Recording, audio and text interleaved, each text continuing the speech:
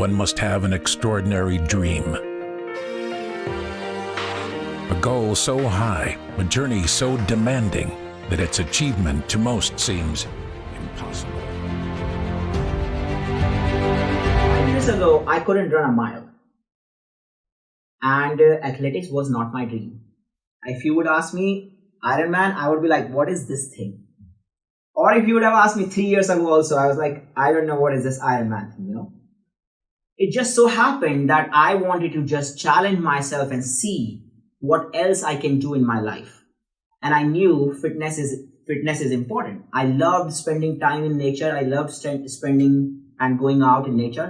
And that's just how I was exploring. I was like, okay, I want to try biking. I want to try new things, whichever I can learn in this world. And slowly, I didn't realize 3 miles, 5K, 10K. Then I was like, I want to challenge myself more. Okay, let's do half marathon. I was like, okay, this is not that bad. Then I'm like, okay, let's do full marathon. And this is just in 5 years from zero to I became an Ironman, where I did 2.4 miles of swimming. And you swim for around 2 hours, you go in that lake, and then you come out, then you get on your bike and you go 112 miles on the bike. And then you come back and immediately you change your clothes and you're like, let's go for a run for 26.2 miles. And you start in the morning at 6 a.m. and also add when you can't sleep on the night before too, because it's hard to sleep in that moment. And then you're like, no, I'm going to do it. And you go on that journey and you end it at 10 p.m. in the night. So that's how it happened. So my presentation is called Human. What I want you to understand is humans in general go through a lot. And I will talk about my part of going through depression also last year. And I want us to understand that all these experiences are a part of human life. At the same time, we can still do so much more. Because the potential of a human mind is still unexplored. And if we think about it, we are all explorers on this planet, and we are all walking and trying to figure out what's the best life for us. I don't think anyone has figured out. The way I look at it, I think about Gandhi. Gandhi said, my experiments with truth. I kind of keep thinking why Gandhi would say something like, my experiments. Then I thought, what happened with Gandhi actually is Gandhi was also experimenting with life. He was just trying to be truthful. And he kept walking like a truthful man. And he achieved so much for our country, for my country, India, just by being truthful. So that gave me a perspective that just believing in yourself, you can go so far in your life. Because there is no one way about life. There are just so many ways. And all the ways are good. There is no perfect model that, hey, this educated person, you go through this education system and you're going to be very successful. No, I don't think there is any way. Everyone is figuring out their own way, and there are always better ways for us to show our excellence. But what is more important is to actually do and give our best. Because that is in our hands always. But results, no, that's not in our hand. So it was never in our hand, it will never be in our hand. And that is something which we should not focus on. There is no goal of life. It is the fun in the journey that we are going through, which is actually making it more meaningful for all of us. So whatever we are experiencing in this very moment, by sitting together, our consciousness, this is the journey. From today, I'm going to learn from you all. And today, you're going to learn something from me. And this is all life is about. These memories, these moments. You are going to take inspiration from here and you're going to become great leaders for the world. And same, I'm going to learn from you all and I'm going to take the best from you all. That's just how life works. So that's kind of where I have touched a lot of topics about my Ironman journey. Now, either we can do Q&A or I can go deep into my race day, whatever you prefer. I would like to, all of us would like to hear, because this is something which is living in the moment and living on the edge, right? Living in the moment and living on the edge. Mm-hmm. We want to hear that way. Yes, so definitely. I think I do live on the edge most of my life. I will tell you why. So I got laid off on November 1st from my job. And I have 60 days as an H-1B holder to actually find a new job. Different people approach these things in different ways. I will tell you how I approached.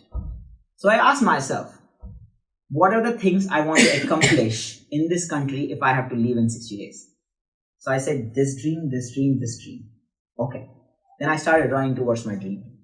So if you ask me that, Atal, did you have a dream to run a full Ironman race? If you would have asked me this in October, I would have said no. I didn't have a dream. Because this was just not a part of my journey, you know. I was like not curious about running a race for the sake of showing to others. I was trained because I always believed in training, but I never did it training in the mindset of running an Ironman race. I just never did that way.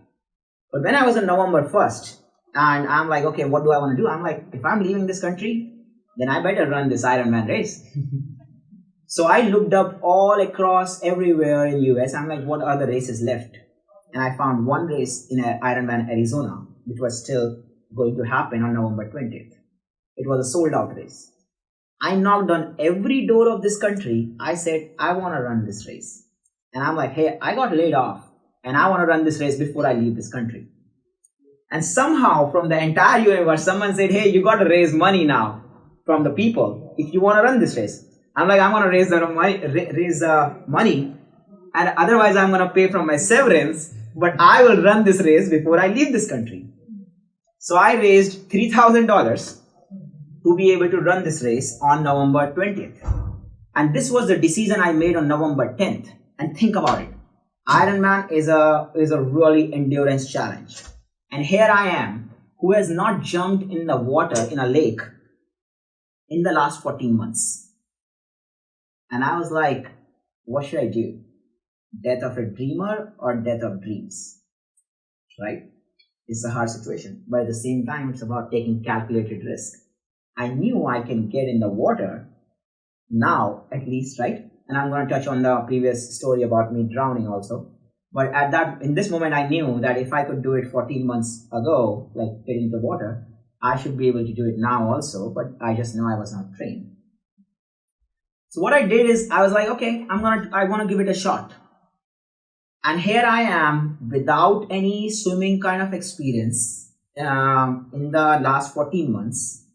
And I'm here ready to jump right in Arizona actually 2 days before the race. And I learned that, okay, they have a practice swim the day before so that you can test out the water in the lake, you know. So I was like, yes, this is going to help me at least get comfortable in the water. I'm there in the venue day before the race, and I'm talking to people there, and I'm like, hey, I'm going to be practicing my swim. And they're like, hey, you registered late, so your name is not in the list, and without a timing chip, you can't jump in the water. I'm like, are you kidding me? Are you saying tomorrow on the race day is when I'm going to jump in a freezing lake after 14 months without practice? I'm like, I didn't sign up for this far, you know. I'm like, I signed up, I knew in some things, but not this level. And I was freaking out the day before the race. And I'm like, oh my God, here I am stuck, and I want to run this. I want to do this race so badly. At the same time, I have not been in water, and I have not been in deep water, which is my biggest challenge most of the time. And I'm in Tempe, and I called all the swimming pools nearby. I'm like, whoever got a deep water pool where I can go in 15 feet deep, so that at least I know how to kind of walk around, you know, in freezing water. That at least gives me some confidence. So at that time, I made this decision, and I went in the pool. I biked really fast from there. I'm like, it was closing in 2 hours. I'm like, I gotta be in water right now for at least an hour to be comfortable with this. So I did that, and now now we're gonna talk about the race day. So here I am, and in the morning at 4 a.m., and I'm like all anxious because this is way above my level of training. And I'm like, how am I going to do this? And I was like, no, if you do half, it's okay, you know, because it doesn't matter, you know. Sometimes it's just like giving you a chance, you know, giving you a shot, which is what I want to preach and I want to believe in, you know. In the morning, I'm standing in the queue for getting into the water, and I don't have a timing chip as well. And 30 seconds before the race, they are like, hey, this is your timing chip. I'm like, thank you. Now at least I can jump in the water. And I was wearing a wetsuit, which actually got ripped off in the morning itself. I'm like, okay, so now I'm gonna be more cold. Yes, this is what I wanted. This is exactly what I wanted and how I want it to be. Now I jumped in the water. Okay, very excited. I will show you all the photos which I have. I got very excited and I'm like jumping and the water is freezing. And I'm going back and forth in the water. I'm like, is this something I really want to do right now? Because I'm feeling like I might not be able to get through this, And then I was looking at the rising sun from one direction. It's just morning. And I was like, Atal, no, today you gotta do it. There is no way out. Keep looking at the sun and you keep going. And slowly, my hands started to move. My legs started to move in that freezing water and I kept swimming. And all my focus was on, okay, here's the sun. Today is not my last day. I have done this before. I have done swimming before and I'm going to knock this out. I kept going. And for around 2 hours, I just kept swimming in that lake. And then there are all the other athletes who are kicking you on your face or on your head. And you're like, oh my God, my glasses should not get water. I'm swimming far away from everyone else because I was like, if they hit my eyes and my glasses get water, it's going to be so tricky to put it back. And I kept swimming slowly after 1 hour, 1.5 hours. And I'm like, now I was feeling really hypothermic in that moment. And I'm like, still I have some way to go. But then I was like, no, Atal, you just got to keep swimming. There is no stopping here. There is no way out. And I just kept swimming. And as soon as I ended the swim, I was like, oh my God, this was so cool. And I removed all the wetsuit and all. And in that moment, they are like, hey, I was thinking about actually using the same shorts, which I was wearing for the swim for my biking part. But then I was like, no, I do not care. I am not wearing this so cold clothes for the next part of the race, which is bike. Change my clothes immediately.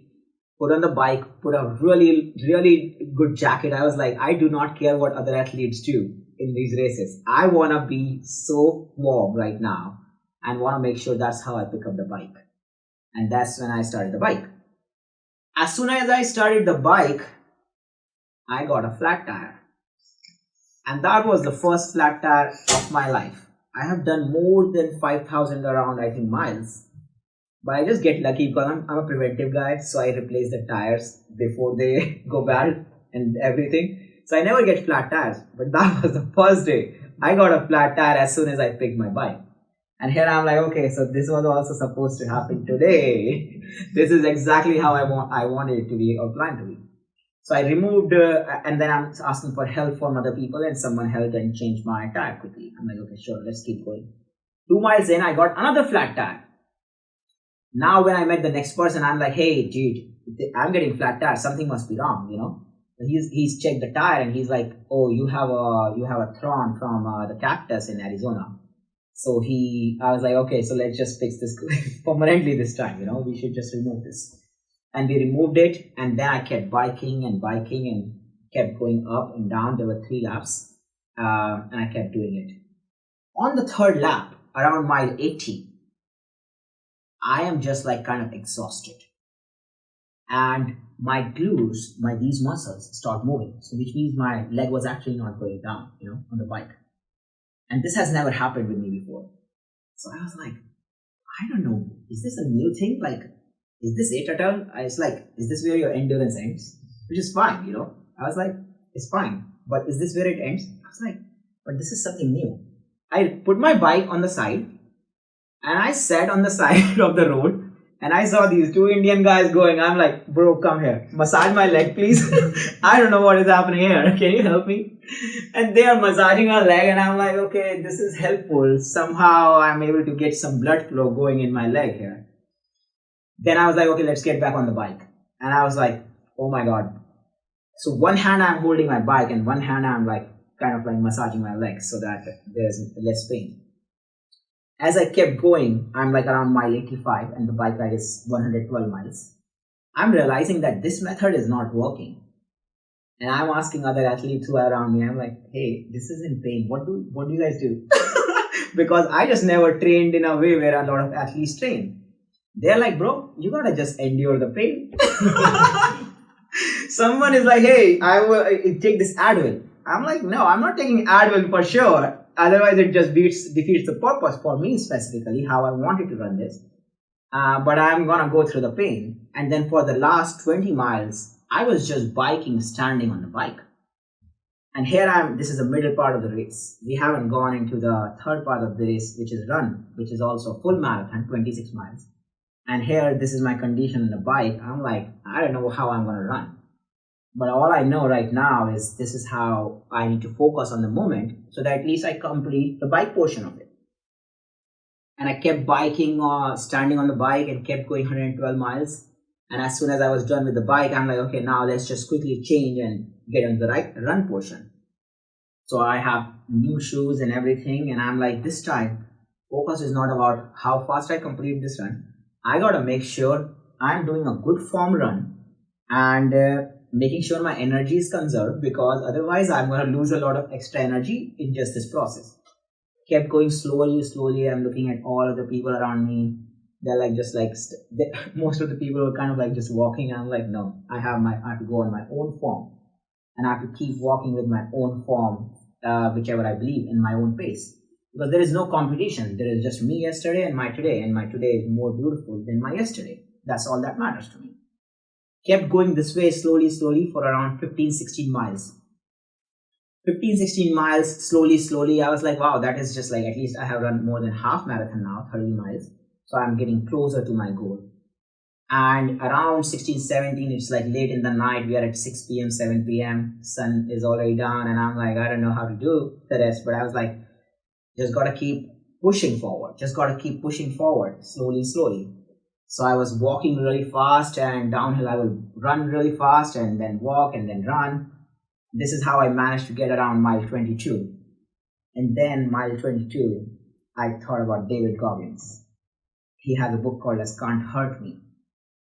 And I remembered from that book that how he kind of portrays about running, you kind of endure the pain that you go through. And for the rest 4 miles, it was just me with myself. And I was like, today is the first day, Atal. You are becoming a runner. You are not a runner, but today you're going to become a runner. And you got to keep pushing forward. And from mile 22 to mile 26.2, I always finished strong. And I was dancing on the finish line, because I was like, now I just crushed it. So that's my story about the race day. I started with a lot of anxiety, but I just kept focusing on the moment. Just the next moment. At the start of the swim, just the next moment of being able to look at the sun and focus on how far can I go. And then bike ride, the same thing. And this is just how I ran the full Ironman race, So my message is, anything is possible. Everything is possible.